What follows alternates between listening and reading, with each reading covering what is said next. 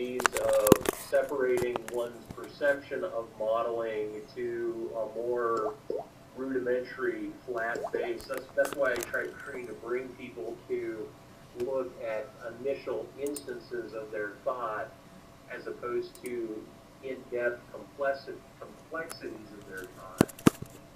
I'm not saying necessarily that you're going to jerk off the universe, but that you can affect the universe directly by interacting with it in when you lose the law of identity, when you lose an adherence to grounded models, and you take on a type of insanity, a kind of model of insanity for your own being, which I encourage people through deconstructive processes to do.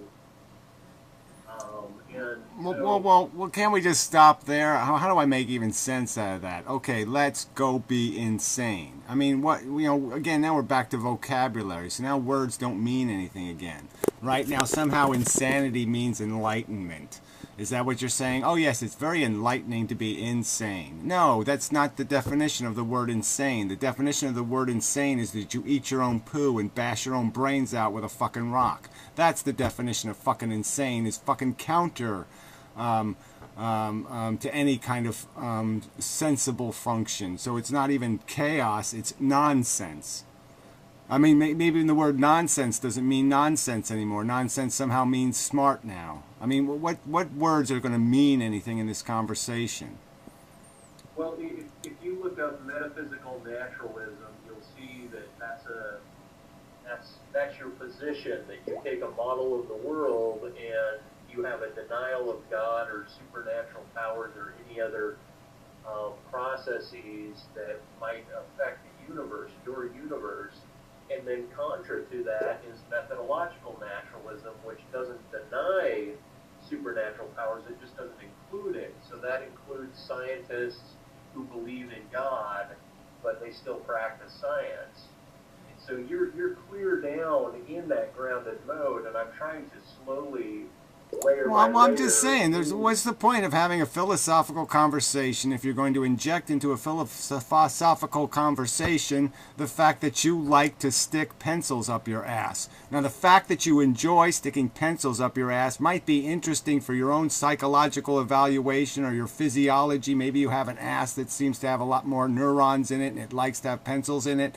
But it wouldn't mean anything as a philosophical starting point. It's fucking irrelevant. The fact that some scientists are emotional asswipes who need the security of a God blanket has nothing to do with science. It has nothing to do with philosophy or integrity as a thinking device. It has to do with the fact that they are emotional basket cases who can't get on with their life without believing that there's superpowers in the universe that somehow run through them and they have a personal relationship with some sky daddy. I mean, that is not science. There's no evidence of the God. It's just some kind of pencil they like to shove up their ass. It's not relevant to a rational conversation about fucking reality. Who likes to have pencils up their ass cannot possibly mean anything to a rational human being trying to discover what the truth is. Well, well, once again, when you boil it down to truth, you have to consider yourself as an agent in the universe discussing just exactly what it is you're discussing. You're taking on a logos, a process of dialogue, and you're delimiting it, or you're limiting it within the paradigm that says none of this can possibly happen because none of it's true. And right, for the practices of science, I agree that you want to disclude the kind of madness and just bring in arbitrary dialogues or processes or practices. There's no sense in doing that for the practice of science. But I'm just trying to say you have a litany of focus on that particular ground. That's the way you ground it. Yet it's almost as if you don't want to grant credence to other perceptual facts, anxiety, irritation, instances of mental consideration. And when I say instances of mental consideration, I'm discussing things that are more solipsistic, where you grant yourself as a perceptual agent that's accepting models. You wouldn't have been able to agree with evolution if you didn't hear about evolution. It took Charles Darwin and his theories. No, it didn't. No. No. Charles Darwin didn't invent the theory of evolution. He proved the theory of evolution. He compiled evidence that the idea of evolution existed for thousands of years. All right, it wasn't something you needed Charles Darwin to see the logic in it, to see the possibility of it, to recognize that the world might be billions of years old was not something no human being could deduce. Okay, it was completely deducible. Charles Darwin merely collected enough evidence to make the statement a public statement saying this is probably the truth. So he was making a truth statement. That's the difference between Darwin and Darwin's fucking uncle, was the fact that Darwin had the balls to say it now. It's a truth statement. It's not just something you speculate about. It's something you have to deal with as a rational argument.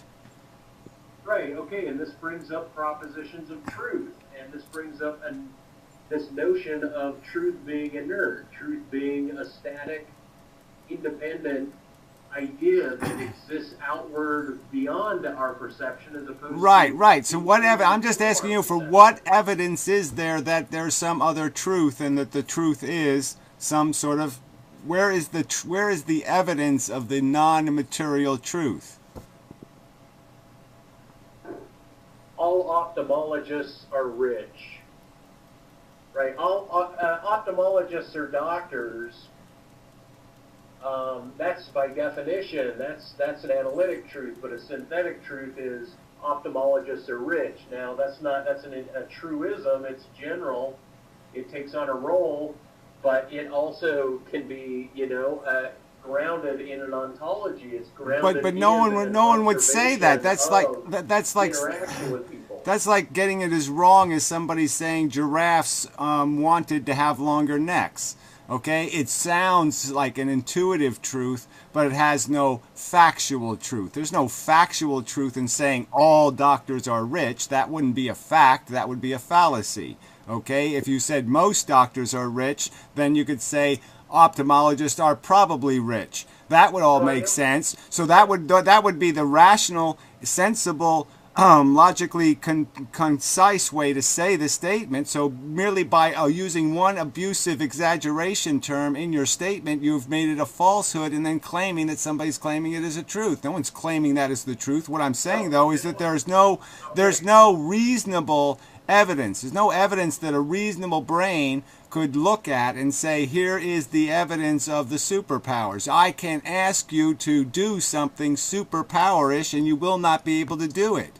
Okay, I can't get you to perform. I can't get you to provide me evidence of anything. And so what I'm saying is there's absolutely no evidence of superpowers that can be scrutinized in any way possible except by saying, go run into traffic, get yourself a brain injury, and see if you can see special forces.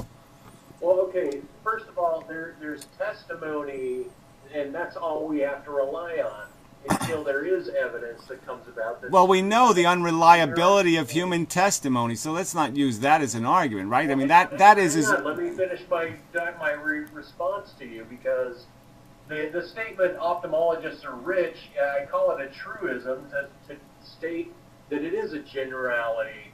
And the whole idea is that the sentence itself, the proposition ophthalmologists are rich, is considered a synthetic truism. And so if you have a child that's growing up and they're like, hey, what should I be when I grow up? You can say, well, you can be a doctor. Doctors are rich. That statement still holds a truth value to it in that communication, in that context.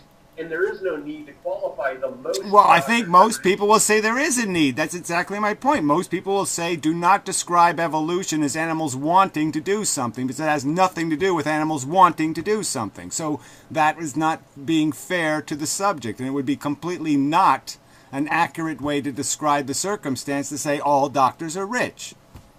Couldn't you say that animals want to screw? Animals want to have sex. They intend to have sex. Even amoebas want to screw, want to have sex. They intend. Or at what point does the intentionality on a reductive level lose its ground in a naturalistic Well, exactly. description. There is a precise way to say something. I'm saying be even more precise to say that most animals want comfort because some animals will not screw. They'll find comfort in some other way. So yes, they are seeking comfort, and most animals, you could argue, most will find it uncomfortable not to have sex. Okay, but now this is just more description of naturalistic the metaphysical naturalism, the ground of that, as opposed to methodological, where you don't deny other instances or knowledges that are beyond the scope of scientific realm, beyond the scope of rational description. Right, In my they're experience, invented they call stories. it Right, right, that's right. Invented stories and lies are not scientific theories. They're not hypotheses yet. So I mean, you first have to you have to first make it into a hypothesis, which means you have to at least provide a theory of its function and how it could possibly be a mechanism before you can even make it into a theory. So again, it's like back to the Darwin statement. People could talk about evolution, but they didn't have evidence of evolution. It wasn't a concise lineage of evidence. And it was Darwin who provided the evidence because he clarified this is the function. This is what pigeons do when you do this to pigeons. This is how selection works. So it was that descriptions of the mechanism. There's a stacking layer of evidences that are naturalistic evidences. Right, and the evidence of the mechanism. So you're claiming, you're going too far. You're saying you have a theory and you haven't yet provided a hypothesis that even explains the mechanism of special knowledge. No, I'm not granting a theory in the naturalistic realm. I'm not granting a scientific theory. What I'm trying to do is say that the knowledge, the model that Darwin provided about natural selection is accepted. And without that model of natural selection, you would not have natural selection as something to appeal to in your mind, and that all models of perception are things that you inherited based on other people contributing their dialogue to the whole universe. I understand that. I'm just trying to get to your burden, okay? I'm trying to get to your burden. You have a theory that says human storytelling has legitimacy. All the evidence suggests that human storytelling has no legitimacy, that every person that says something extraordinary, most of them, we won't say every, but most of the time, they're demonstrated to be full of fucking shit. Okay? Why won't you say every then? Why won't you say in every case, anyone that claims... Well, I'm saying the ability to demonstrate the shit is hard to do, right? So some shit stories you can't prove the shit story impossible because it's so vague and so empty in terms of what it's saying that there's no way to prove it wrong, right? So somebody could just say, we live in the Matrix, and yeah, I'm not going to be able to do anything with that argument, in terms of a proof. I can't prove we don't live in the Matrix, obviously. So some vague storytelling is just vague storytelling, and it's so vague I can't prove it to be flawed. I'm just saying that every time, I'm saying most of these stories, though, we do actually, and we are able to prove the person unqualified, or we demonstrate like crop circles or something. The guys who invented it come out and say, yeah, we were fooling everybody, we're full of shit, the whole thing was a lie. And so, yeah, we all figure out that it was a lie. You think all crop circles are explained then? And notice how you keep... Well, yeah, I think all crop circles are explained because the guys who invented... the people who invented crop circles admitted that it was a fraud. So, yeah, I'd say that all the people copycatting the fraud are frauds. Yes, that's correct. I don't think the aliens started doing crop circles after somebody faked a crop circle. That would be rather coincidental, wouldn't it? Well, yeah, it would be rather coincidental, but what to say of all the other crop circles that are out there? But I don't want to linger on crop circles. I'm more about you appealing to the word I. I cannot explain to somebody that says that we live in a matrix. Well, if I claim that we live in a matrix based on my solipsistic deconstruction, and I say that there's evidences that I have that are personal to me that I cannot, in your mind, you could not wrap your mind around it because there's no difference for you to make, or there's no experience for you to even investigate the idea of a true matrix, meaning it can be painted out for you in a movie, but it can't be demonstrated in any particular way unless you were to jump off of a building, unless you were to see other objects. These things that you cannot include into your dialogue, and I cannot evidence into naturalistic considerations. That is a huge disjoint between the two of us. Right. I'm aware of that, but that's why I try to migrate the conversation away from the metaphysical naturalism into methodological naturalism, and then into solipsism, and then into considerations of what it means to identify with truth adherence, correspondence theories, and gather an idea of where you are in your universe, how it is you relate immediately to truth claims, loss of truth claims, and the objectification versus the subjectification, the objectification of reality being out here versus the I am perceiving this, not projecting it, I'm perceiving it, to the point of I'm projecting it and perceiving it, or to what extent does one's body and one's universe extend outward infinitely into its environment? Well, look, I mean, a polio microbe causes a chimpanzee to fall out of a tree. I mean, there's no magic to it. Yeah, there's cause and effect. We influence the environment. That does not add up to some sort of special knowledge nor special function. I mean, there's nothing special in the function of knocking a chimpanzee out of the tree. I mean, it's not an accomplishment. That's also a model of what is causing the chimpanzee to fall out of the tree. It's a model that you accept as the entirety of the case instead of including maybe other unknowns. You don't include unknowns. You accept the models that are inherited, Gary. You accept them in your current paradigm. You believe, and then you grant. Well, no, I'm just saying that.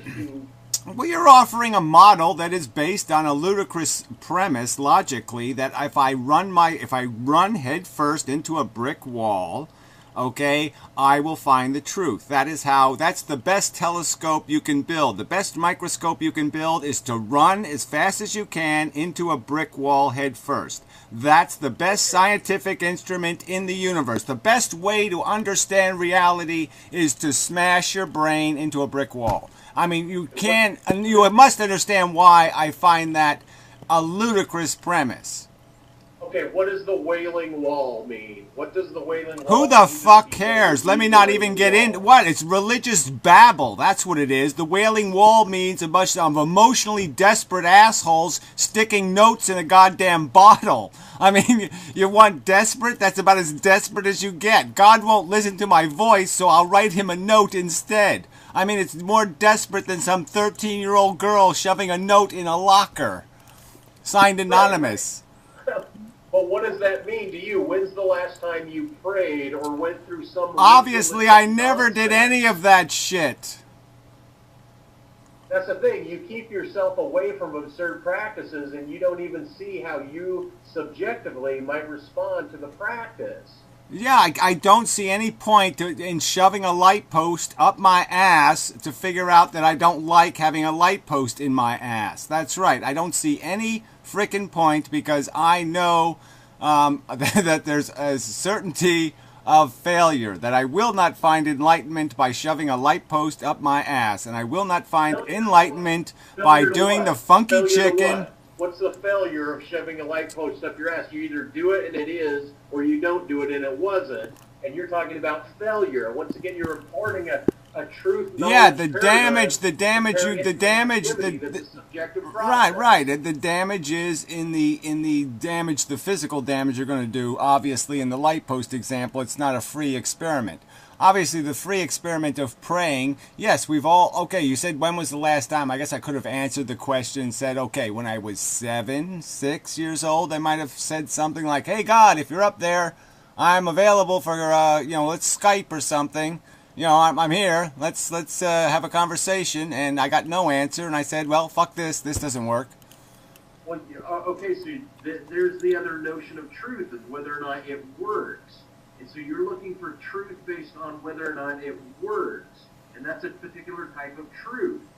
You're You have to. You're looking for a practical. Well, no, come on. Yeah, I'm doing the rational thing. If I have a microscope and I look into the microscope and there's nothing in under the microscope, I don't sit there and say, "Oh, there's actually something there. I'm just not seeing it." So I'll spend the rest of my life staring at nothing in the microscope and pretend that I'm looking for something. No, I'll take the evidence of the fact that I see nothing, there's nothing there because I'm looking at nothing because there's no slide, and I'll recognize that the nothing is absolutely nothing, and I have to actually put a slide with something on it under the microscope or I will see nothing.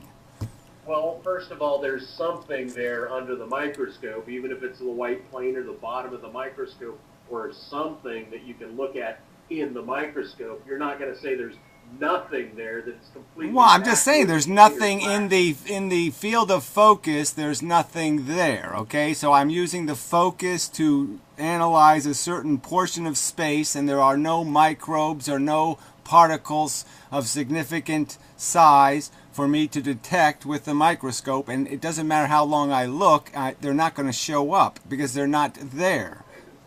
Right, right. Well, you are looking for something when you're looking in there, but it's not to say that there's nothing there. You're looking for a focal point, you're looking for substance, and you're looking for the next thing to fit in the model of reality, the model of truth that you. Well, exactly. I'm going to draw rational conclusions about when the experiment has been done. It's been satisfied. It's time to move on to the next experiment. If I spend my entire life pretending that ice doesn't really melt, when it's melting, and I have a theory that says, no, it's not really melting. I'm just going to spend my whole life watching ice melt for the one time when ice isn't going to melt. I mean, I don't do that. I say, yes, every time we look at ice, it melts. Okay, let's move on to the next experiment because this experiment is done. How long ago was it that you last looked through a microscope? What year was it? A year ago. A year ago. Okay, so you're talking about an experience that you went through a year ago, and see, this is the whole idea: is to reduce it. In your world, it's going to be reduced to psychology, but in my argument, it would have to be reduced back to your psychology, your environment, your processes and practices, your daily routines, the scope and the models that you believe in as you wander through your environment. That has to be like the starting point before you re-engage or envelop internally an internal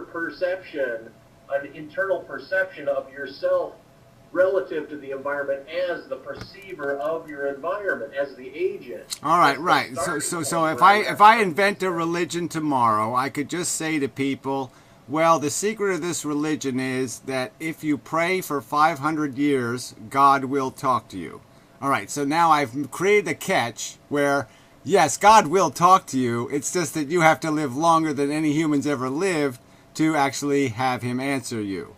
Okay? So I've created a faith mechanism. I've created a standard of the model. The model doesn't have to perform. It can fail 500 years in a row, and it will succeed in the 500th year, and therefore I'll never be able to be proven wrong. I'll never be able to be proven you won't talk to my God. You won't be able to prove my God doesn't exist. And of what value would this be? Why should we as human beings get lost in fables and storytelling by every single crackpot who can make up a story, make up a theory of God? Okay, Jesus spoke to me in the flaming urn. He told me to go fuck 12-year-old girls. I'll just invent my own religion based on my own fucking indulgences. I'll declare myself the Messiah. I mean, what the fuck? I'm just saying, you haven't gone through a denial of gravity, a denial of identity. You're so afraid of suffering and sufferability that you won't experiment sticking the post up your ass to see whether or not anything would come of it. Whether or not there's I'll do it if you give me one fucking piece of rational reason to do it. I'll do it if you give me one sliver of rational fucking argument in defense of it. There's no evidence. There's no reasonability. There's nothing in the microscope to indicate shoving the fucking light pole up my ass is going to work. Do it anyway. Oh, fuck it. Do it anyway. Do it because there's nothing. No. That's the point. Do it because there's nothing. Well, that's not logical.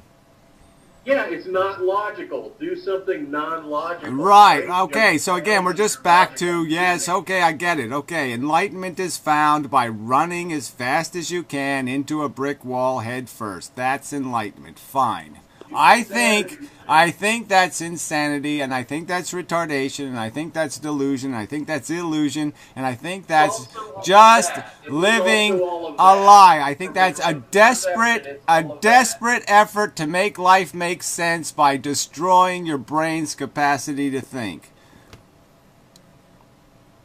Yeah, go through that process and then get back to me. Right, exactly. Well, that won't happen. So yeah, no, it's not going to happen. Right, I'm not going to go insane under the delusion that that's the truth. Well, then you're missing out. Yeah, okay. That's where we just really don't have anywhere to go with this, because I can't make any sense out of that. From insanity, I came back to a grounded realm. Well, I guess I would sort of argue that you haven't. I would sort of argue that you're not all the way back yet. All right, okay, keep trying to get back. To you is getting into metaphysical naturalism, is to be absolutely grounded and slice away my Godhead, slice away my personal experiences that are extracurricular and radically recognize that you still recognize that you still have some hemorrhages in your brain that are creating silly and idiotic notions. I mean, I just don't see how the prescription could be anything else. I mean, I broke my brain. Now I'm, somehow going to take the brokenness into the real world and make the real world conform to the brokenness. Well, it's not a conformity. I'm not asking for conformity, because the models that ground humanity, our community, our cultures, general civilized language-speaking individuals, language bonds us in models. So in a way, I asked myself to deny all of cultural acceptance, all culturally accepted models, down to lingual identification, down to A equals A, 2 plus 2 equals 4. These need to be transcended or deconstructed in order to find a base root beastly enlightenment, if you will, that requires that you do annihilate, you do things absurd that run right against the traffic of everything that you've known, because there is something beyond it, but you couldn't know it unless you dared do it. Well, I mean, isn't that just breaking the idea of absurd then? Because all of a sudden somehow being absurd isn't being absurd, because somehow being absurd is being reasonable, because How absurd am I? How absurd am I? Scale of 1 to 10. I don't know. I don't ever sit around making those evaluations, so I don't know where to put you on the scale of what. Compared to what? Compared to what?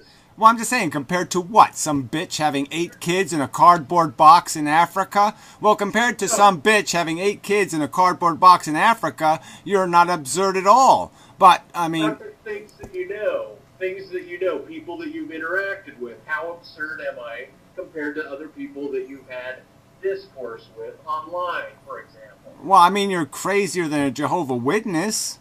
So, I mean, I don't know. What do you want me to put you on the scale of deluded person? I mean, Matt, thou art that? Yeah, I mean, I think his brain is turned into fucking cabbage soup. So I think he's quite absurd now. All right? I mean, I think it's all logical mush. Always a fucking comedian. You always fall back to your comedy, man. That's your deal. You try to make people laugh right when it gets fucking serious, right when the arrow's pointed back at you, you throw some comedic horse shit out and play that game. Well, that isn't even true, because half the comedy obviously is directed at myself. So, and it's all accidental anyway. I've never told a joke on purpose in my life. But regardless, I'm just saying that the fundamental argument we're making is you're saying again that you're having an outrageous psychological experience. I mean, outside any of normal psychological experiences, some special psychological experience, and that should be some kind of cornerstone of philosophical construction. And what I'm saying is that part, I would say, if you want me to just measure that conclusion itself, then I'll say that's way out there. Yeah, that's as Looney Tune as you can get, because you can't build buildings out of cabbage soup. Well, number one, I try to reconstruct some sense of rationality in my most deconstructed, broken sense of self. There is a remodeling going on, but it's mostly just like this painting. It's a series of symbols that are collided together that I have to make sense out of, and it becomes completely aesthetic. It's not grounded in constructability. It's grounded in spotty interactions with things that I do say are beyond the regular rational ground that people consider. And right.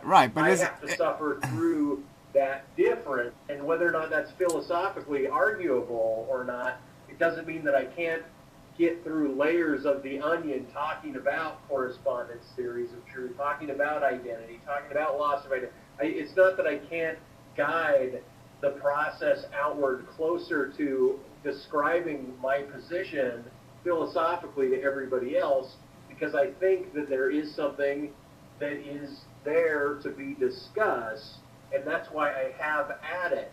That's why I continue to listen to philosophy, is to open up these corridors of discussion that are related and are grounded in philosophical discussion, whether or not you think they're absurd or not.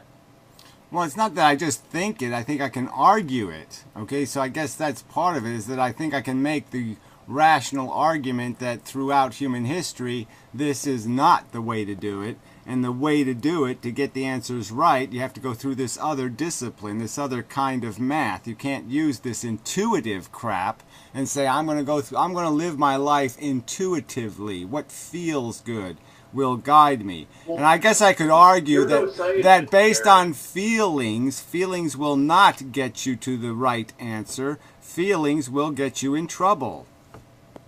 No, because you have feelings intimate about your family, about death, about the way the world works, about suffering. All these things are feeling-based arguments that you've appealed to, and you're no scientist.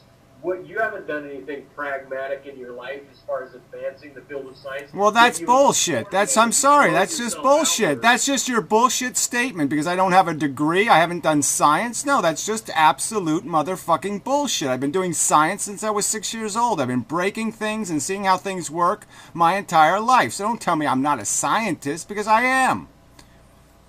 Okay, so you're going to claim you're a scientist. I'm not going to deny that you're a scientist then, but I'm going to say you're not within the structure. Well, I have done science. I have. I worked at a machine shop. I invented machines. I did science. Look, your advancement in science is your discussion about the spinning electrons slowing down, therefore they run faster or slower to protons, meaning your science is, as far as your contribution, is mere speculation, is not based in mathematical or physical discourse. Of course it is. Of course it is. Of course it is. The very point of me describing the model is to duplicate the mathematical formulas. There'd be no point in me coming up with a model that counters the mathematical proofs. The whole point of it is that it explains the math. It explains why the math comes out the way it does, because the model works with the math, not outside the math, but completely consistent with the math. So that's not true anyway. You haven't done the math to know it. You haven't done the math to know it. What math are you saying I haven't done? I don't know the speed of light, and I don't know the proportionality of how speed is going to be relatively and proportionally changed based on how much something's traveling in distance in an orbital. I can know all that math. I know what fucking pi is. Yeah, you know what pi is. Everyone knows what pi is. The whole point is you couldn't give out the full formula of relativity, special or general relativity. You couldn't type it into that box right now what the whole thing is. You would just type E equals mc squared. Well, I don't think what Einstein typed was actually the formula either, so that's all bullshit anyway, right? Because you don't really need the speed of light squared, okay, because that's sort of a nothing figure. That's just putting a constant in the formula. So all you really need was E equals m anyway. You didn't need anything else. You didn't need the times the speed of light squared crap. So I could argue that the formulas are full of crap anyway. Haven't you noticed that the formulas don't have fucking numbers in them? That they have a bunch of little f's and big f's and v's and d's and c's that really don't mean... Physicists understand. Well, exactly, but those they don't understand them either. That's why they're using the variable in the first place, is because they don't have numbers for these things. All they have is relativistic, proportional statements that they can make that, yes, if you have this frequency, then the wavelength is this. And the amplitude will have to be within this range because of those two circumstances. So that's all they got. And I'm just saying I do know that math. So you're going to keep arguing for my competence to propose a hypothesis. I think that's just bullshit. I'm just saying all those things that you described, they lay out in mathematical terminology. They actually are there working on it in the field, where if someone said, hey, Gary, what do you do for a living? Look, it doesn't matter. It just doesn't matter, okay? I mean, realistically, you can't pre-argue my argument and say it's not consistent with the math when you have no evidence that it's not consistent with the math. So I'm just saying you're obnoxiously disqualifying my theory based on the fact that I don't have a degree in mathematics now, or I don't have a degree in this, or I don't have a degree in that. I think that's just a bullshit claim, okay? Look, all I'm trying to do is throw back the whole, like, you accused me of being so irrational and having all this unevidential experience that I can't put forth because I'm not grounded in the models of naturalism, and I understand that. I can't bring out a lingual discussion about things that are irrational and posit them in there, and all I'm doing is throwing it back your way to say, hey, you've got limitations too in terms of your discourse in the accepted models of what it means to be a mathematician or a physicist. I'm not saying that your ideas don't Well, no, but the difference is I'm not saying I've finished my theory, okay? I'm not claiming my theory is absolutely correct. I'm saying that so far as I know, so far as I've investigated, there is no contradiction. What I'm saying is there's obvious contradictions between what you're theorizing and the evidence that's on the table. So I can already make a competent evidentiary statement saying it is traditionally known through almost every experiment that human beings who run headfirst into brick walls do not come back from the experience more intelligent. Look, you can't disprove my experiences. Based on my discussion of them, I'm trying to open up a dialogue. I'm not trying to disprove them by any other observation than the fact that there's no evidence supporting them. That's all I'm saying. They are totally inconsistent with all the evidence, not consistent with all the evidence. That's what I'm arguing. You got Carl Jung's Red Book, you got Philip K. Dick, you got other people that talk about that which is beyond. You got all these believers of God that live inside of this realm, all of this testimony about anything from crop circles to UFOs. You have all of this outstanding testimonial evidence and concurrences of internal psychologies, kind of an interrelated frame that people concur with.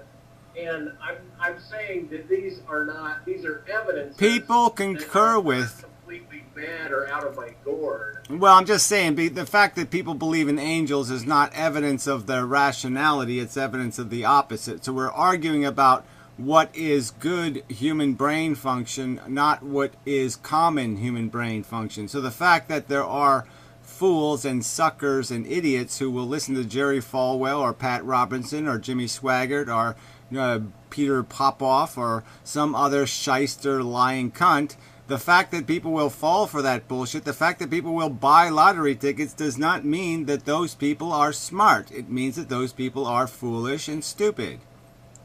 And are they always foolish and stupid? Is a fool always a fool? Is that a true, always inert truth about their existence, about someone's existence? Is that any more of a true statement that ophthalmologists are rich? And you've just made that claim. Fools are fools. And it's until proven otherwise, until demonstrated otherwise. That's right. Until one of the fools actually does do the Einstein thing or something, That's right. The fools will be declared fools, and most of them have been proven to be fools, and the only ones who are in doubt are ones saying something so foolish that you can't even cognize it into a rational argument. Obviously, I cannot disprove something somebody completely makes up. There's no access to the proof because it's made up in their brain. Just like your theories of physics are made up in your brain. But they're made up in my brain by logical, demonstratable, deducible patterns that already exist in the world. I am not claiming that electrons are doing something outrageously special. I'm saying they're doing something consistent with all these other particles, that they're trapped in a double helix, that they're spinning around each other, and that's changing their speed based on the speed of light. That's where they lose speed. The spin... in mathematical terms is all. Well, I can. I'm just saying. I don't know how many times you want to argue the physics as a theory, or do you want to argue it as a proof? I obviously haven't written the paper yet. Okay, that obviously to propose something in physics that's going to be up for some sort of scrutiny by the peers and all that kind of crap is going to have all this detail in it. I'm just saying, as a theory of function, my model has a lot of pieces in it that create some sort of cohesive functional model that does produce the products. It does produce the results.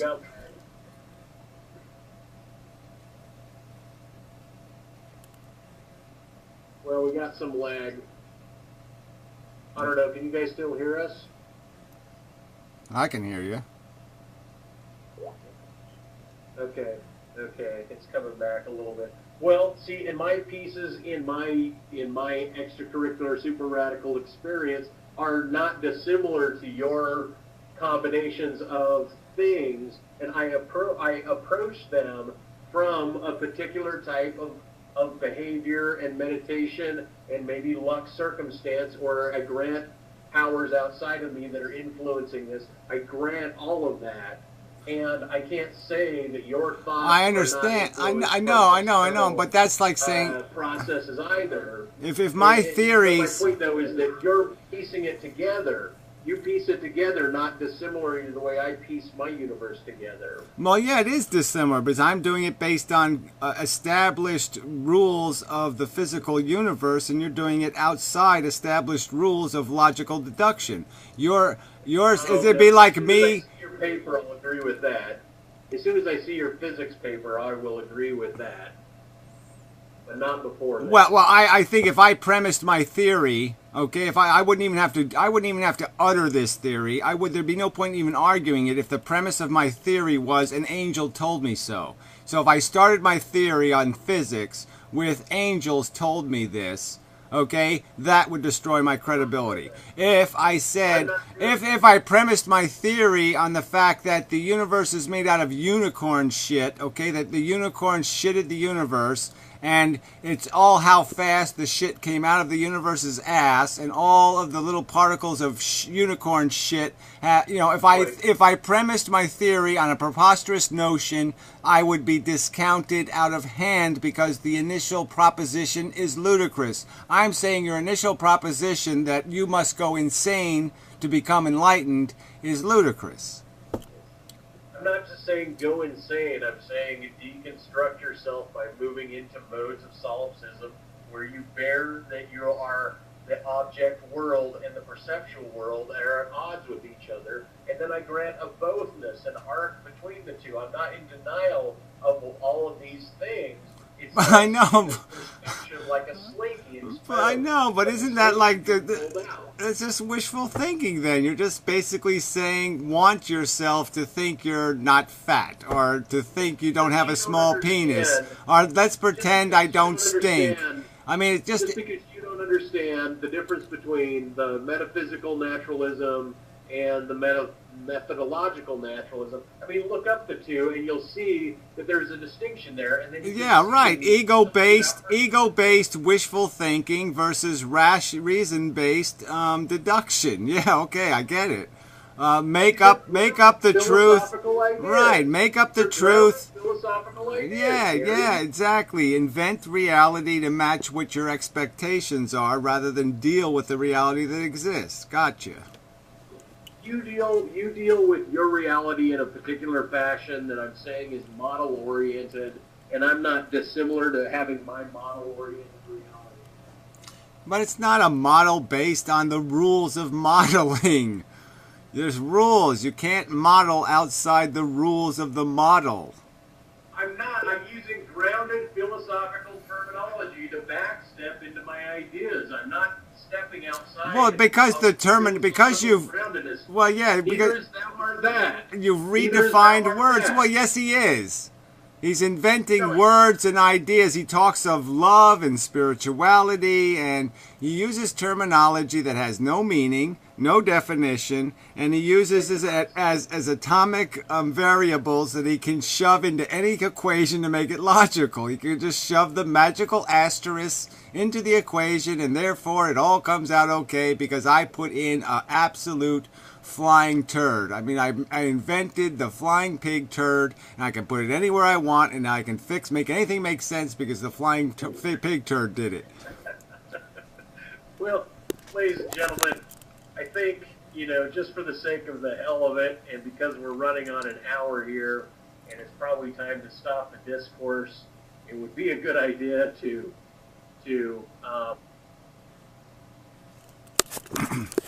well, that's interesting. Banned? How dare he?